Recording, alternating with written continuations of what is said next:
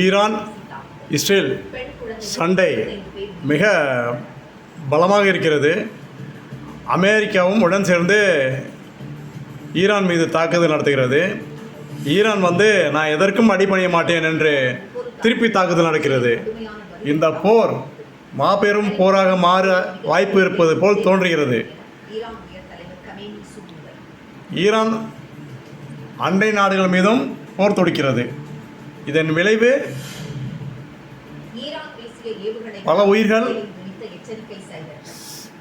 இழப்பு. அமெரிக்காவுடைய இராணுவ தலைமையெல்லாம் ஈரான் தாக்குதல் நடத்தியிருக்கு. இதன் விளைவு என்னென்னு புரியல. மக்கள் ஒரே குழப்பத்தில் இருக்காங்க. உலக நாடுகளே வியந்து பார்க்கும் அளவில் இந்த நிகழ்வு நடந்து கொண்டிருக்கிறது. ஈரான் போர் மிக வலிமையாக இருக்குது. எதுக்கும் பயப்பட மாட்டாங்க. நான் எதற்கும் அஞ்ச மாட்டேன் என்று அவங்க அவங்களுடைய பயிற்சியை அதிகரித்து கொண்டு தாக்குதல் நடத்தி வருகிறார்கள்.